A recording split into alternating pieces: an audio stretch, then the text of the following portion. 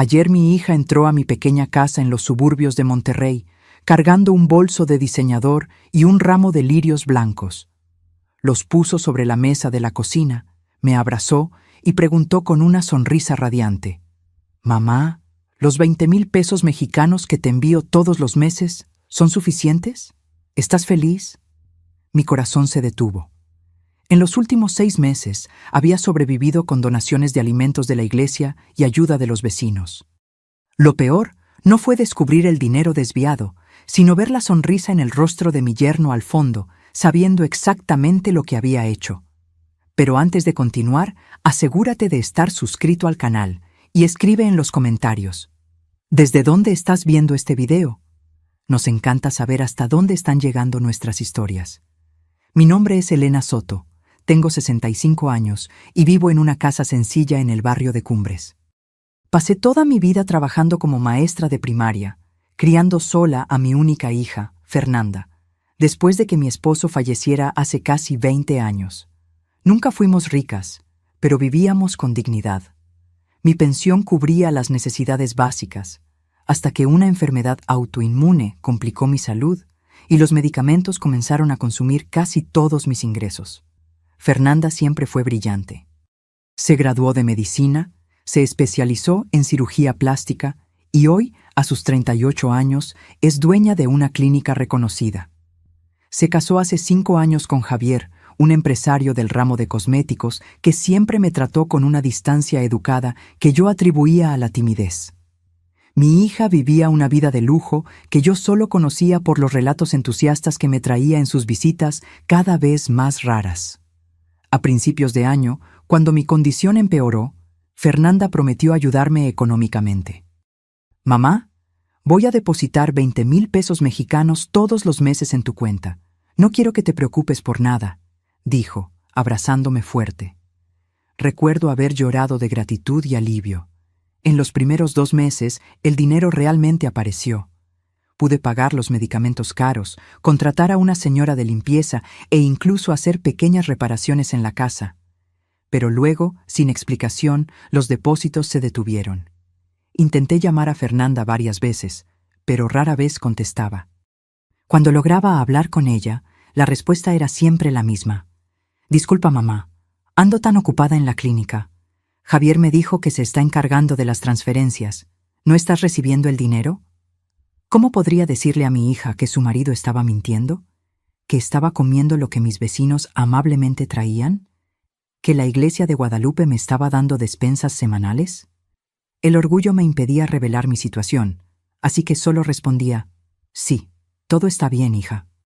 Los meses pasaron. Tuve que dejar de tomar algunos medicamentos, priorizar otros. El refrigerador a menudo estaba vacío. Doña Carmen, mi vecina de 72 años, comenzó a traerme sopas y panes caseros, diciendo que había hecho demasiado y no quería desperdiciar. Don Ernesto, un jubilado que vive en la esquina, venía a arreglar pequeñas cosas en la casa, solo para pasar el tiempo. Sabía que era caridad, pero aceptaba con una sonrisa agradecida y lágrimas escondidas. Así llegué a aquella tarde de domingo, cuando Fernanda apareció de sorpresa, oliendo a perfume francés, con el cabello perfectamente arreglado y aquella pregunta que hizo que mi mundo se viniera abajo. ¿Los 20,000 pesos mexicanos están siendo suficientes? La miré a ella, luego a Javier parado en el umbral de la puerta y finalmente a la mesa de la cocina donde acababa de guardar la despensa que el padre Manuel había traído horas antes. Respiré hondo y respondí con voz temblorosa: «Hija, sobrevivo con la ayuda de la iglesia y de los vecinos. No he recibido ese dinero en meses». El silencio que siguió fue ensordecedor. El rostro de Fernanda palideció, mientras Javier permaneció impasible, excepto por un leve fruncimiento de cejas. Por un momento, creí ver una sonrisa formándose en la comisura de su boca. «¿Cómo que no, mamá? Javier me muestra los comprobantes todos los meses», exclamó Fernanda, volteándose hacia su esposo. Javier avanzó unos pasos, su postura defensiva. Doña Elena debe estar confundida. Tal vez se le olvidó revisar la cuenta. La edad avanza, la memoria falla. Sentí la sangre hervir en mis venas. Podría ser anciana, podría estar enferma, pero mi mente estaba perfectamente lúcida. No estoy confundida, Javier, respondí, manteniendo la voz firme a pesar de mis manos temblorosas. Reviso mi cuenta todos los días. El último depósito que recibí fue en marzo. Fernanda miró entre nosotros dos, la confusión y la desconfianza mezclándose en su rostro. Vamos a verificarlo ahora mismo, dijo, sacando el celular del bolso. Mientras ella llamaba al banco, observé el rostro de Javier. Mantenía una expresión neutra, pero sus ojos revelaban cálculo, como si estuviera considerando rápidamente sus opciones. Fue entonces cuando me di cuenta. Él nunca había hecho las transferencias. Probablemente le mostraba comprobantes falsificados a Fernanda mientras desviaba el dinero para sí mismo. «Mamá», habló Fernanda después de colgar, su voz extrañamente tranquila. El gerente lo confirmó. No hay registros de transferencias a tu cuenta desde marzo. Javier rápidamente intervino. Debe ser algún error del banco. Lo resuelvo mañana mismo. Pero Fernanda ya no lo estaba escuchando. Miraba a su esposo como si lo viera por primera vez. Me mostraste comprobantes, Javier. Todos los meses. Deben ser de otra cuenta, respondió él, la irritación comenzando a asomar. Tu madre debe haberme dado el número equivocado. Nunca te di ningún número, respondí. Tú nunca me lo pediste. El rostro de Fernanda se transformó. La confusión dio paso a la comprensión y luego a la furia. ¿Dónde está el dinero, Javier?, preguntó, la voz peligrosamente baja. Él intentó tocar su hombro, pero ella retrocedió. Amor, vamos a hablar en casa. Tu madre ya está lo suficientemente confundida. Fue entonces cuando Fernanda explotó. ¿Confundida? ¿Confundida? Mi madre está pasando necesidad mientras tú... No pudo terminar la frase. Las lágrimas comenzaron a rodar por su rostro. Mientras los observaba discutir, una extraña calma se apoderó de mí. Después de meses de ansiedad, finalmente la verdad salía a la luz. Pero no había alegría en ello, solo el dolor de ver a mi hija descubriendo la traición del hombre en quien confiaba. Una traición que iba mucho más allá del dinero. En ese momento, decidí que no me quedaría más en silencio. Podría ser anciana, podría depender de la ayuda de otros, pero todavía tenía voz. Y era hora de usarla para exponer la verdad que, por tanto tiempo, permaneció oculta bajo sonrisas falsas y comprobantes forjados. Poco sabía que aquella tarde de domingo sería solo el comienzo de una batalla que me enseñaría el verdadero significado de coraje, dignidad y justicia. Una batalla que cambiaría para siempre el rumbo de mi vida y de la vida de mi hija. Al día siguiente, Fernanda regresó sola. Sus ojos estaban rojos e hinchados, y su postura, normalmente elegante y segura, parecía derrotada. Se sentó en mi pequeña mesa de cocina y sostuvo mis manos. «Mamá, no sé ni por dónde empezar a pedirte disculpas», dijo, la voz embargada. «Realmente pensé que el dinero te estaba llegando. Javier me mostraba los comprobantes todos los meses». Apreté sus manos, sintiendo el peso de la culpa que no era de ella. «No es tu culpa, hija». «Pero lo es. Debí haber verificado, debí haber llamado más, visitado más. ¿Cómo pude ser tan ciega?». Las lágrimas volvieron a caer. Serví un té de manzanilla para las dos, el mismo que preparaba cuando era niña y tenía pesadillas. El aroma familiar pareció calmarla un poco. «¿Qué pasó cuando llegaron a casa?», pregunté, temiendo la respuesta. Fernanda respiró hondo. Confronté a Javier con todo. Al principio intentó negarlo. Dijo que era algún error del banco, pero cuando le mostré que había hablado directamente con el gerente, cambió de estrategia. Dijo que estaba guardando el dinero para comprarte una casa mejor, como sorpresa. Negué con la cabeza, incrédula ante la audacia de la mentira. «No le creí, claro», continuó Fernanda. «Exigí ver dónde estaba ese dinero supuestamente guardado. Fue cuando admitió que lo usó para inversiones personales. Dijo que tuvo algunos problemas financieros y que me devolvería todo pronto». «¿Y tú crees eso?», pregunté suavemente. Ella levantó los ojos, ahora más firmes. No. Cuando revisé su oficina mientras se bañaba, encontré extractos de una cuenta en las Islas Caimán y recibos de compras de lujo. Un reloj de 50,000 pesos mexicanos, mamá, con el dinero que debería haber estado alimentándote. Mi estómago se encogió. No por la revelación del reloj, yo ya sospechaba que el dinero se estaba yendo en lujos, sino por el dolor en la voz de mi hija. Y hay más, continuó, secándose las lágrimas. Encontré comprobantes de transferencias para una tal Laura, mensuales, como las que deberían venir para ti. Cuando confronté a Javier, finalmente confesó. Ha estado teniendo una aventura por casi un año. El silencio pesó entre nosotras. Recordé cómo Javier siempre parecía incómodo en las reuniones familiares, cómo revisaba su celular constantemente. Las señales estaban todas ahí, pero ni yo ni Fernanda quisimos verlas. Pasé la noche en un hotel, dijo Fernanda finalmente. Ya llamé a un abogado. Me voy a divorciar. Me levanté y la abracé. Mi hija, siempre tan fuerte, sollozaba en mis brazos como cuando era pequeña y se caía del columpio. Sentí una mezcla de tristeza y furia creciendo dentro de mí. Tristeza por su dolor, furia por el hombre que nos engañó. ¿Qué vas a hacer ahora?, pregunté cuando se calmó. Primero resolver esto, dijo ella, tomando su celular. Hizo una transferencia bancaria frente a mí. Acabo de enviar 120,000 pesos mexicanos a tu cuenta. Es el valor de los 6 meses que no recibiste. A partir de ahora, seré yo misma quien haga las transferencias, sin intermediarios. Intenté protestar que era mucho dinero, pero ella fue firme. Es lo mínimo que puedo hacer, mamá. Vamos a contratar una enfermera para ayudar con tus medicamentos y cuidados. Y voy a empezar a buscarte un apartamento mejor, más cerca de la clínica. Miré alrededor de mi pequeña casa. Era modesta, sí, pero llena de recuerdos. Cada rincón contaba una historia de nuestra vida juntas. No quiero mudarme, hija, dije suavemente. Amo esta casa. Solo quiero poder vivir con dignidad en ella. Fernanda asintió, respetando mi decisión. Entonces vamos a reformarla, hacerla más cómoda y segura. Acepté, sintiendo una ola de gratitud.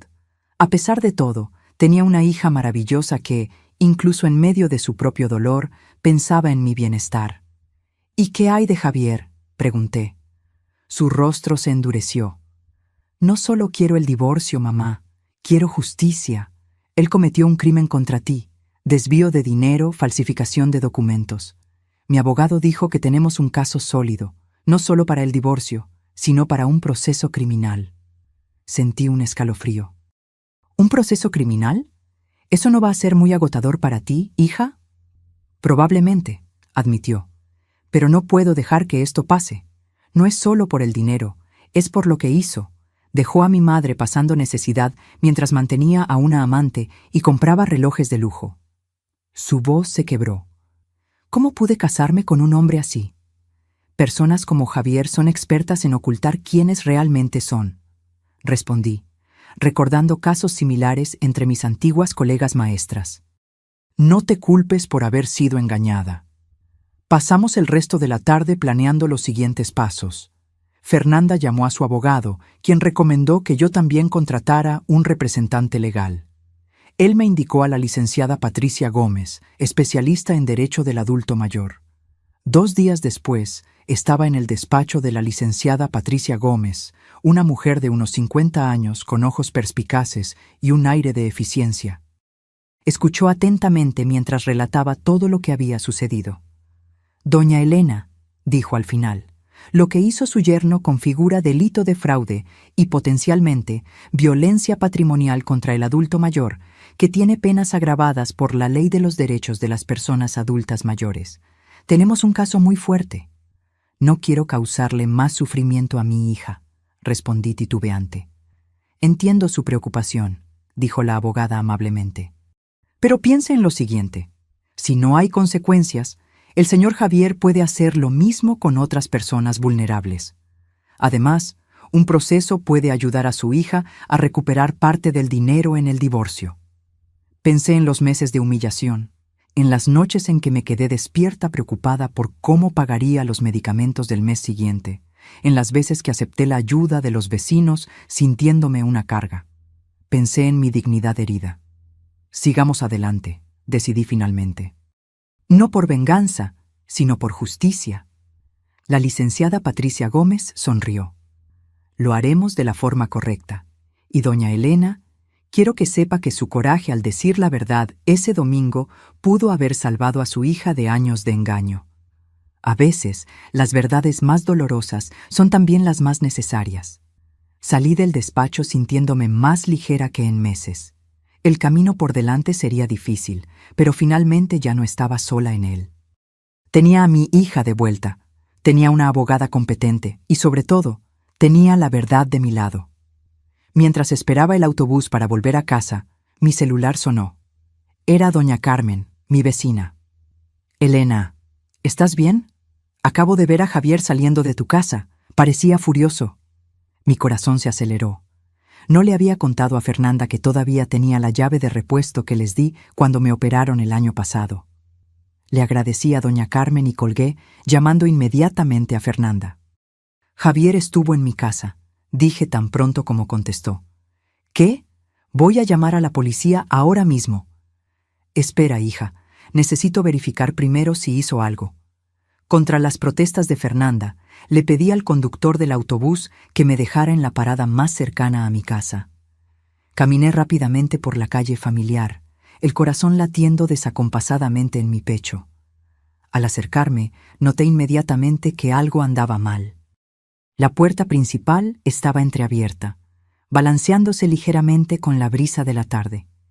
Dudé por un momento, pero la preocupación por lo que podría haber sucedido dentro de mi casa superó el miedo.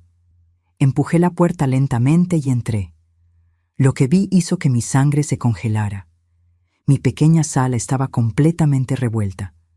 Los libros que tanto apreciaba estaban esparcidos por el suelo, algunas páginas arrancadas.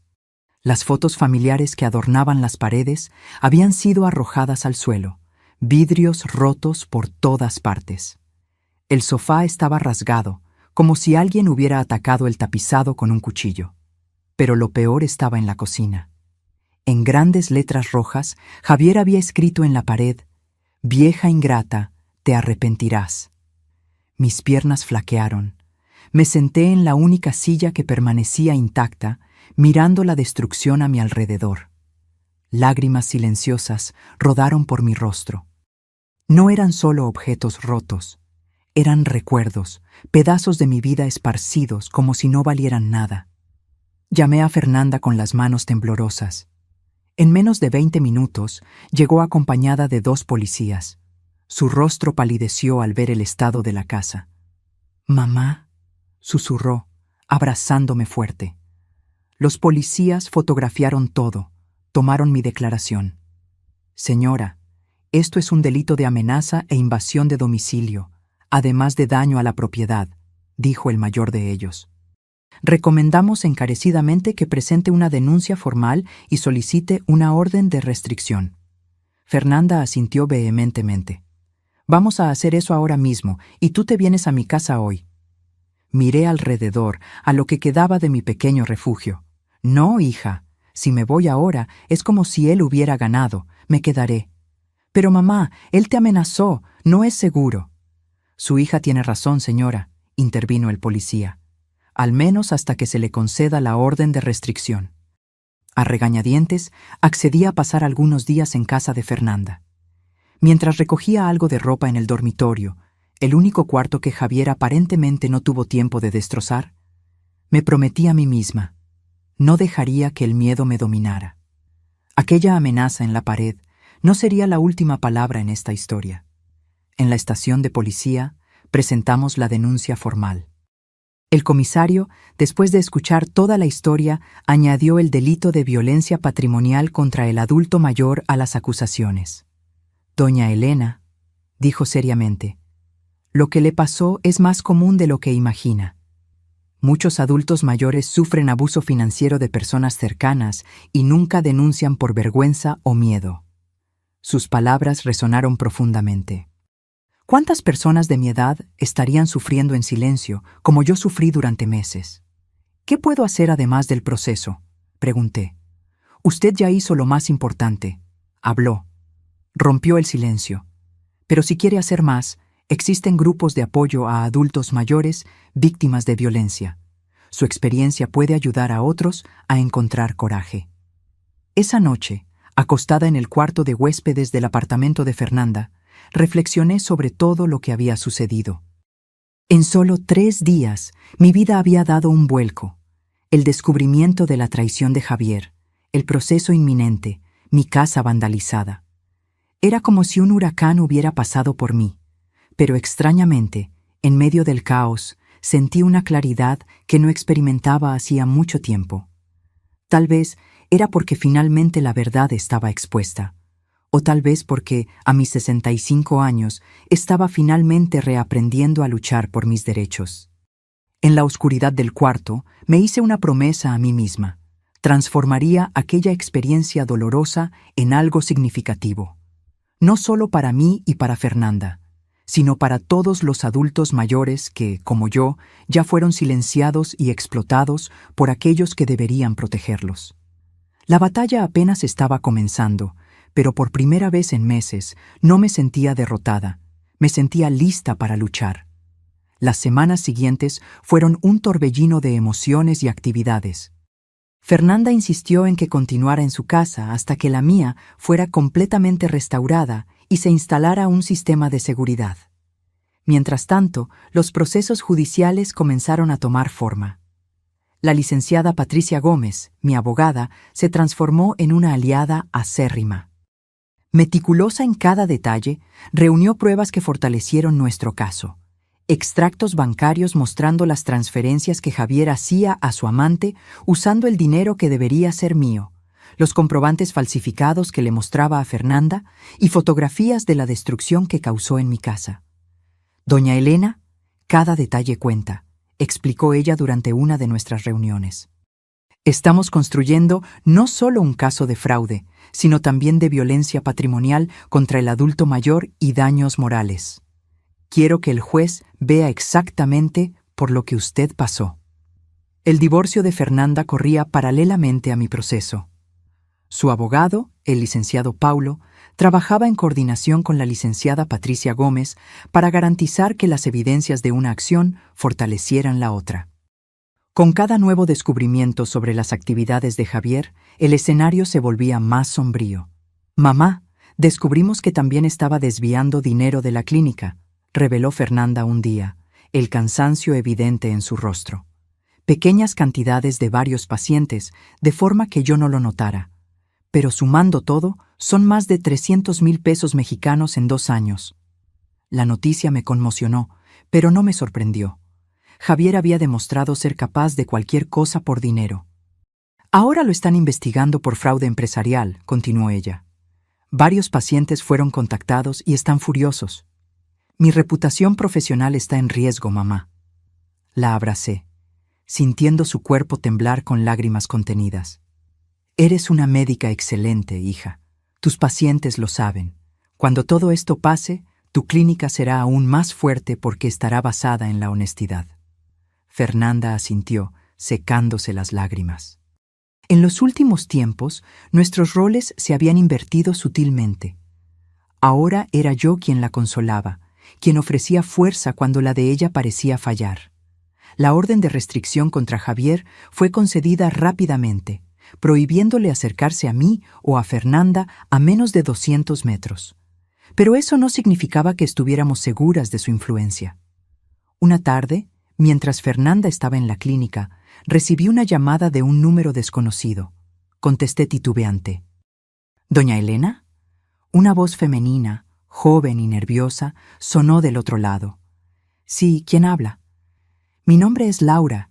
Yo soy la mujer con la que Javier estaba saliendo. Sentí mi cuerpo tensarse. ¿La amante llamándome a mí? ¿Qué podría querer?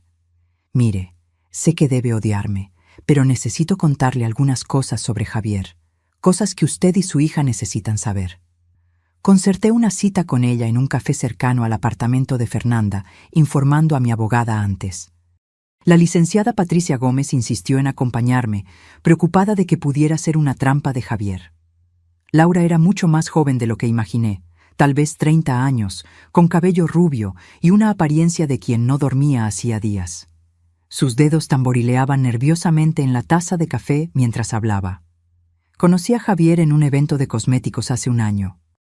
Me dijo que estaba casado, pero que el matrimonio estaba terminando, que su esposa era fría y obsesionada con el trabajo, comenzó ella. Soy representante de una marca de productos de belleza y él sugirió una sociedad comercial que evolucionó a una relación. Hizo una pausa, visiblemente incómoda. Al principio era atento, generoso. Me enviaba flores, regalos caros, dinero. Dijo que estaba ahorrando para que empezáramos una vida juntos tan pronto como saliera el divorcio. Yo le creí. Su voz se quebró. Pero luego comencé a notar cosas extrañas.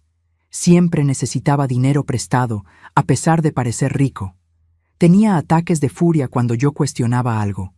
Y una vez, borracho, se jactó de lo fácil que era manipular a mujeres tontas, como su suegra y su esposa.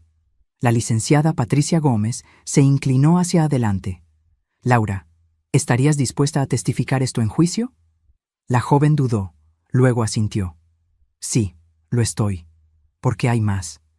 Hace 2 semanas, después de que su hija lo confrontó sobre el dinero, él vino a mi apartamento, trastornado. Dijo que iba a darle un susto a la vieja para que retirara las acusaciones. Intenté calmarlo, pero estaba fuera de sí. Al día siguiente, supe por la televisión lo que le había hecho a su casa. Me miró directamente. Lo siento mucho, doña Elena. Debí haberlas alertado. ¿Tienes alguna prueba de esas amenazas?, preguntó la licenciada Patricia Gómez. Laura revolvió en su bolso y sacó una pequeña grabadora. Tengo. Comencé a grabar nuestras conversaciones hace algunos meses, cuando me di cuenta de que algo andaba muy mal. Al principio era para protegerme, pero creo que ahora puede ayudarlas a ustedes también. Escuchamos fragmentos de varias grabaciones.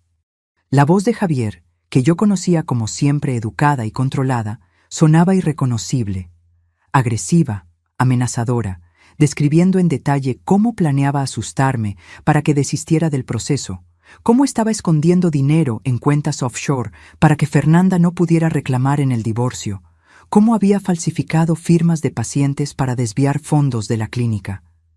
La licenciada Patricia Gómez apenas podía contener su excitación profesional.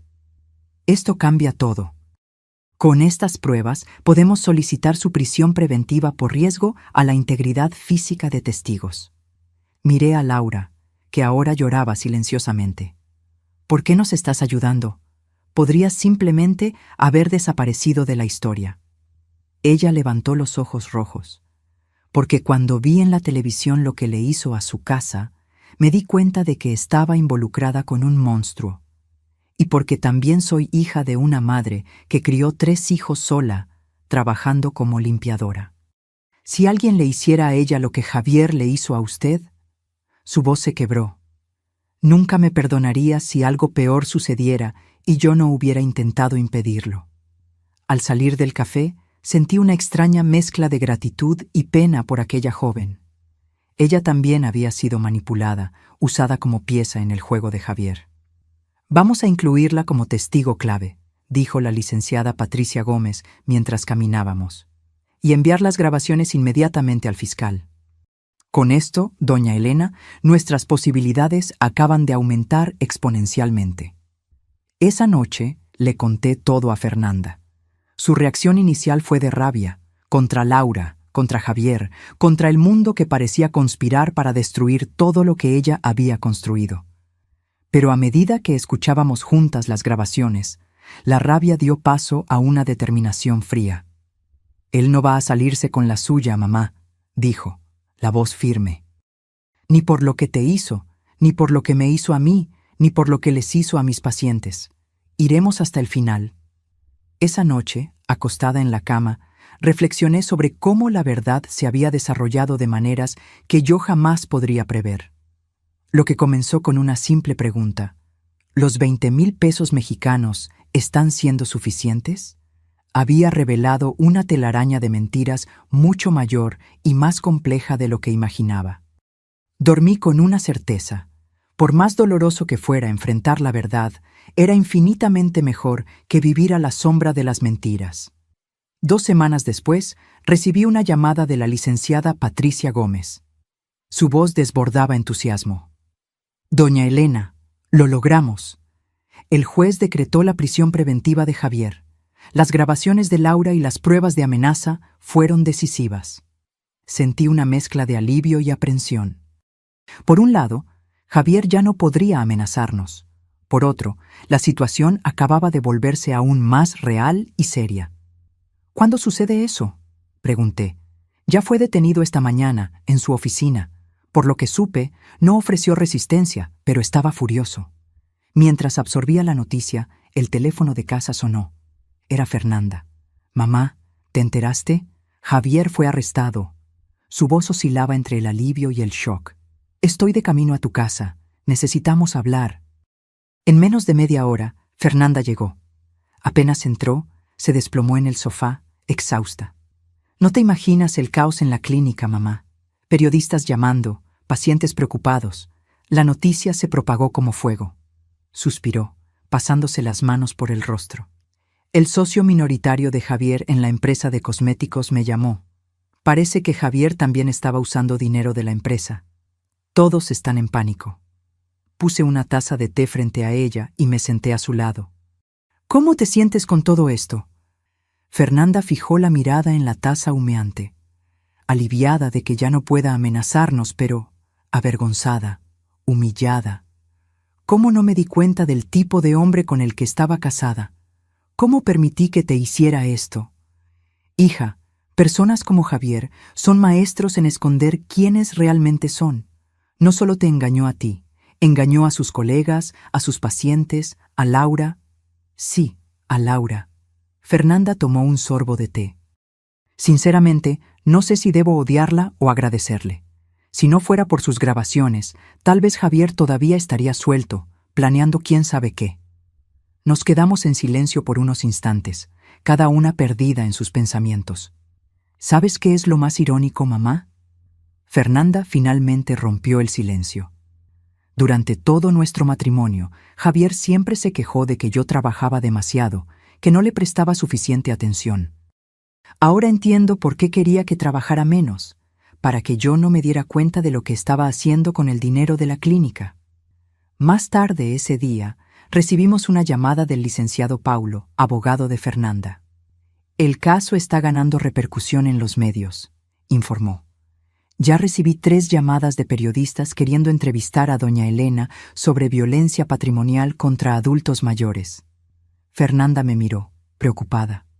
«Mamá, no necesitamos exponer aún más nuestra vida. No tienes que hablar con nadie si no quieres».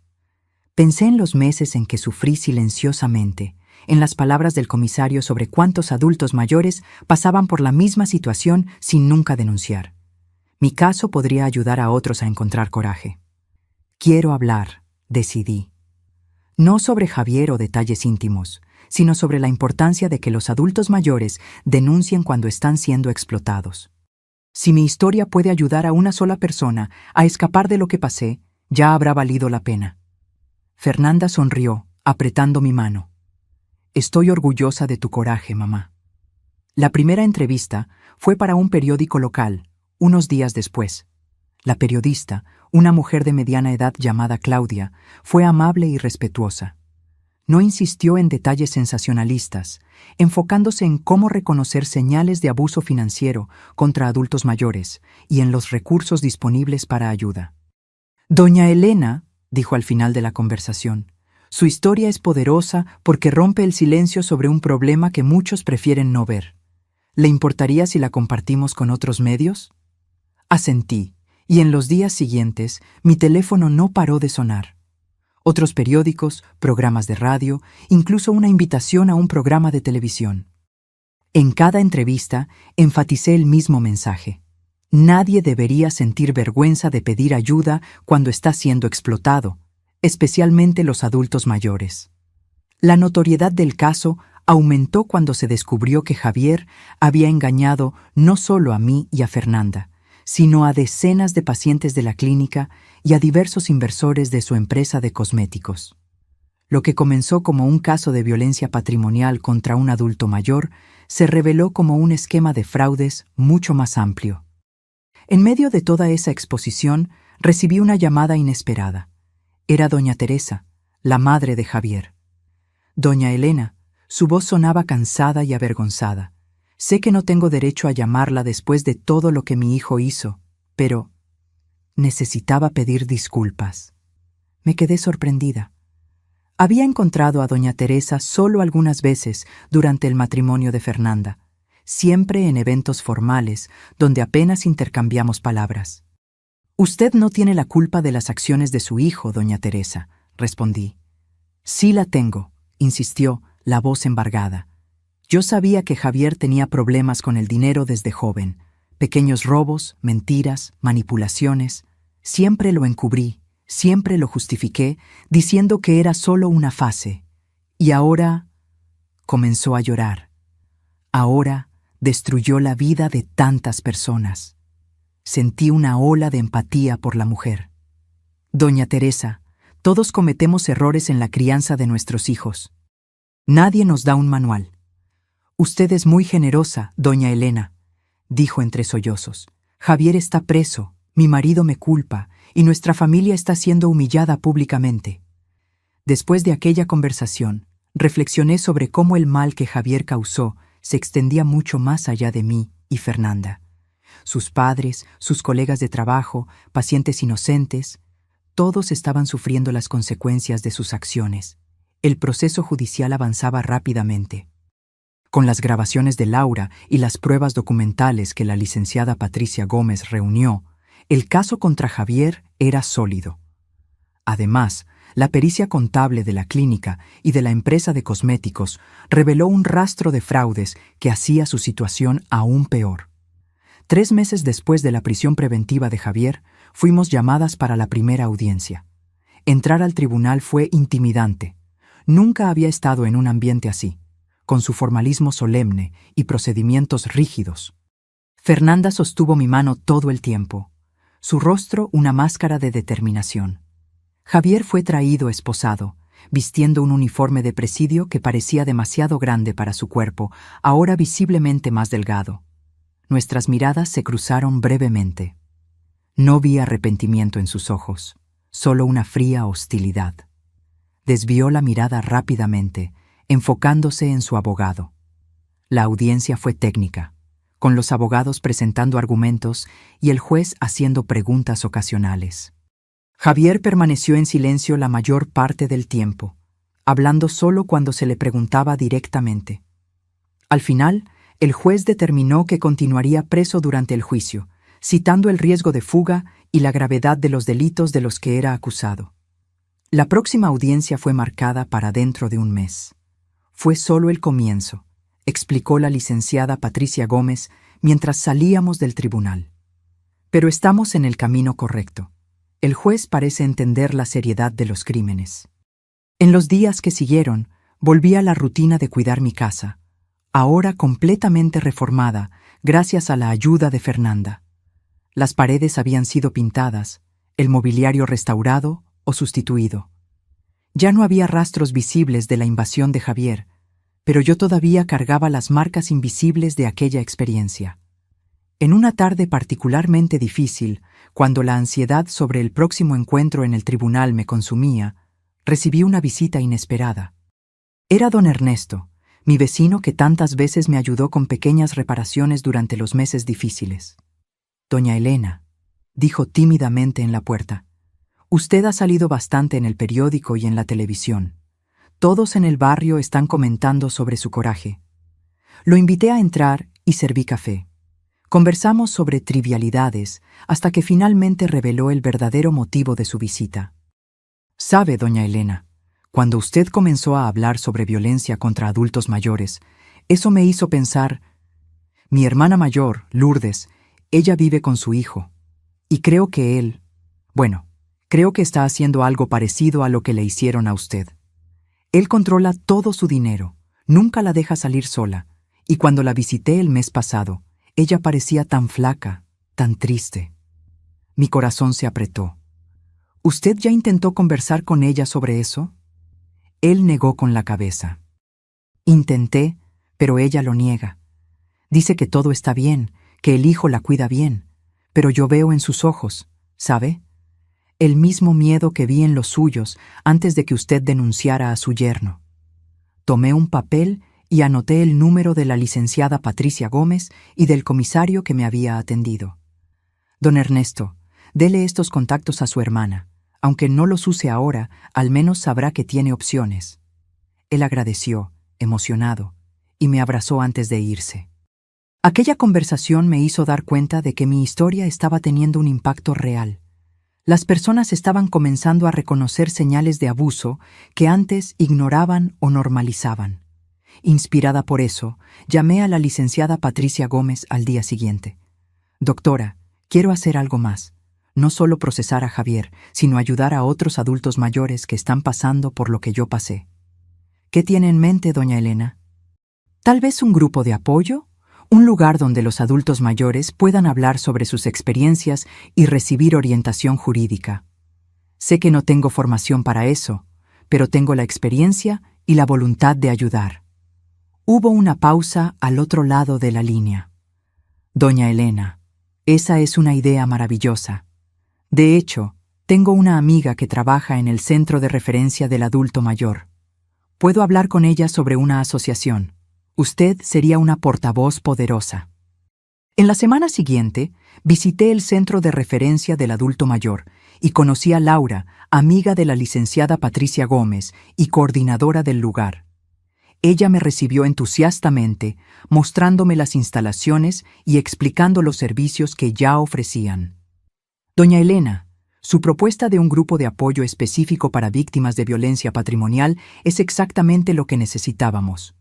Tenemos muchos adultos mayores que sufren en silencio, sin saber que lo que están pasando es un delito. Comenzamos a planear el grupo, que se llamaría Dignidad en la Tercera Edad. Yo me encargaría de compartir mi experiencia y ofrecer apoyo emocional, mientras que profesionales como la licenciada Patricia Gómez darían orientación jurídica gratuita. En el mismo periodo, Fernanda también pasó por transformaciones significativas. La clínica, que inicialmente sufrió con la repercusión del caso, poco a poco recuperaba la confianza de los pacientes. Implementó nuevos controles financieros, transparencia total en los procedimientos y precios, e incluso comenzó un programa de cirugías gratuitas para víctimas de violencia doméstica. Es mi forma de compensar el mal que Javier hizo usando el nombre de la clínica, me explicó. Nuestra relación, que ya era buena, se fortaleció aún más durante este periodo difícil.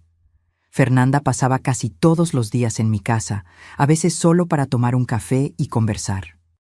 En una de esas visitas, sacó un tema que venía evitando. «Mamá, ¿crees que algún día vas a poder perdonar a Javier por lo que hizo?» La pregunta me tomó por sorpresa. Pensé en los meses de sufrimiento, en la humillación, en el miedo, en mi casa destruida. «No sé si perdón es la palabra correcta, hija», respondí finalmente. «No le deseo el mal. De hecho, espero que se recupere, entienda sus errores y cambie. Pero no puedo borrar lo que pasó ni fingir que no me afectó profundamente». Fernanda asintió, pensativa. «Yo todavía tengo tanta rabia. A veces me despierto en medio de la noche pensando en todas las mentiras, en cómo usó mi amor y mi confianza para herir a la persona más importante de mi vida. La rabia es natural, hija. Solo no dejes que te consuma. Javier ya nos quitó demasiado. No permitas que también te quite tu paz mental». Ella sonrió débilmente y cambió de tema, pero me di cuenta de que la cuestión del perdón era algo con lo que ambas aún lucharíamos por mucho tiempo. El grupo Dignidad en la Tercera Edad tuvo su primera reunión un sábado soleado, con 12 participantes. Estaban todos nerviosos, miradas bajas, voces titubeantes. Comencé compartiendo mi historia, sin omitir la vergüenza que sentí, el silencio que mantuve por tanto tiempo, el miedo a herir a mi hija. Poco a poco, los otros comenzaron a hablar también. Una señora de 78 años contó cómo su nieto vendía sus medicamentos para comprar drogas. Un señor de 82 reveló que su nuera lo había convencido de transferir la casa a nombre de ella, prometiendo cuidados que nunca llegaron. Las historias eran diferentes, pero el patrón era el mismo: confianza traicionada, vulnerabilidad explotada, silencio impuesto por el miedo o la vergüenza. Al final de la reunión, una señora llamada Dulce, que no había hablado durante toda la sesión, se acercó a mí con lágrimas en los ojos. «Doña Elena, yo vi su entrevista en la televisión y fue como si usted estuviera describiendo mi vida. Hoy, escuchándolos a todos ustedes, finalmente entendí que no estoy sola, que no es mi culpa». Ella apretó mis manos. «Gracias por tener el coraje de hablar. Usted me dio esperanza». Aquel momento cristalizó para mí el propósito de todo lo que habíamos pasado. El dolor, la humillación, el miedo, todo eso ahora servía a un propósito mayor: ayudar a otros a encontrar su voz y luchar por su dignidad. El juicio de Javier avanzó lentamente, con audiencias y pericias extendiéndose por meses. En ese período, nuestro grupo creció, llegando a tener más de 30 participantes regulares. Montamos una red de apoyo que incluía abogados voluntarios, psicólogos e incluso algunos policías especializados en crímenes contra adultos mayores. 7 meses después de su prisión preventiva, Javier finalmente fue condenado. La sentencia: 12 años de prisión por múltiples delitos, incluyendo fraude, violencia patrimonial contra adulto mayor, falsificación de documentos y fraude empresarial. Él escuchó la decisión impasible, sin demostrar emoción. Cuando salimos del tribunal, una nube de reporteros nos esperaba. Empujaron micrófonos hacia nosotras, preguntas disparadas de todos lados. Fernanda comenzó a abrir camino para que pasáramos, pero toqué su brazo, indicando que quería hablar. «Doña Elena, ¿qué siente con la condena de su exyerno?», preguntó un joven reportero. «No siento alegría ni satisfacción», respondí sinceramente. «Siento solo que se hizo justicia. Lo que espero ahora es que mi historia y la de tantos otros adultos mayores que sufren abusos similares puedan servir para que la sociedad preste más atención a este problema silencioso». ¿Y qué mensaje le dejaría a otros adultos mayores que puedan estar sufriendo como usted sufrió? Miré directamente a la cámara, pensando en todos los que podrían estar viendo, tal vez en situaciones similares a la mía. No se callen, no se aíslen, no se avergüencen. Lo que les está pasando no es culpa suya y no están solos. Hay personas dispuestas a ayudar, a escuchar, a luchar al lado de ustedes. La edad puede traer algunas limitaciones físicas, pero nunca debe limitar nuestra dignidad o nuestros derechos. De camino a casa, Fernanda conducía en silencio, hasta que finalmente habló. «Sabes, mamá, recuerdo cuando era pequeña y tú me enseñabas sobre la honestidad, sobre el valor de la verdad. En ese entonces, yo creía que eran solo lecciones de moral. Hoy entiendo que me estabas enseñando sobre el coraje». Sonreí, mirando por la ventana las calles familiares de nuestro barrio. «La verdad no siempre es fácil, hija. A veces duele, pero es el único camino hacia la libertad». Llegamos a mi casa, aquella misma casa donde todo comenzó esa tarde de domingo, cuando finalmente rompí el silencio. Fernanda se estacionó y nos sentamos por un momento en el coche. «¿Y ahora, mamá? ¿Qué sigue?» «Ahora», respondí, «seguimos viviendo, seguimos ayudando a otros, seguimos diciendo la verdad, incluso cuando es difícil, especialmente cuando es difícil». Miré mi pequeña casa, el jardín que comencé a cultivar como terapia después de todo el trauma, las ventanas abiertas dejando entrar la luz del sol. La casa que casi perdí, que fue violada y luego restaurada, así como yo misma. «Sabes, hija, durante mucho tiempo pensé que envejecer significaba volverme invisible, perder mi voz, mi importancia.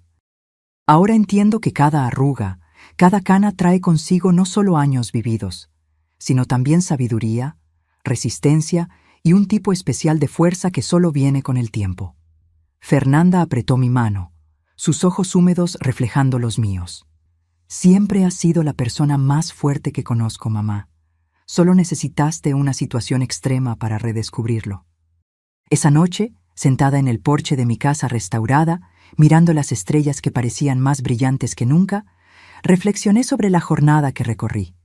Una jornada que comenzó con una mentira y un silencio, y que ahora se transformaba en verdad y voz. A mis 65 años había perdido muchas cosas: la salud perfecta, la compañía de mi esposo, la confianza ingenua en las personas. Pero también había ganado otras, una nueva misión, una relación aún más fuerte con mi hija y la certeza de que, independientemente de la edad, nunca es tarde para luchar por la propia dignidad. El teléfono sonó, interrumpiendo mis pensamientos. Era Laura. Doña Elena, disculpe que llame tan tarde. Solo quería decir que la vi en la televisión hoy. Lo que dijo sobre no callarse, bueno, me inspiró a buscar ayuda también. Estoy comenzando terapia la próxima semana. Me alegro por ti, Laura. Es el primer paso para curar las heridas que Javier dejó. ¿Cree que algún día esto va a pasar? Esa sensación de haber sido tan tonta, tan manipulada. Pensé por un momento, buscando honestidad en lugar de consuelo fácil. No creo que pase completamente, Laura. Pero con el tiempo, se aprende a transformar ese dolor en algo positivo, en sabiduría, en ayuda a los demás, en autocomprensión. Después de colgar, volví a contemplar las estrellas. La misma luna que iluminaba mi jardín ahora brillaba también sobre Javier en su celda, sobre Laura en su apartamento, sobre adultos mayores en todo el país que tal vez estuvieran sufriendo en silencio, como yo sufrí. Para algunos de ellos, tal vez mi voz hubiera sido un pequeño faro en la oscuridad. Y eso, más que cualquier venganza o compensación financiera, era la mayor victoria que yo podría haber conquistado. Ahora, si te gustó esta historia, haz clic en suscribirse y dime en los comentarios, ¿qué parte te dejó con la boca abierta? Y no olvides hacerte miembro para tener acceso a videos exclusivos que no publico aquí. Te espero allá.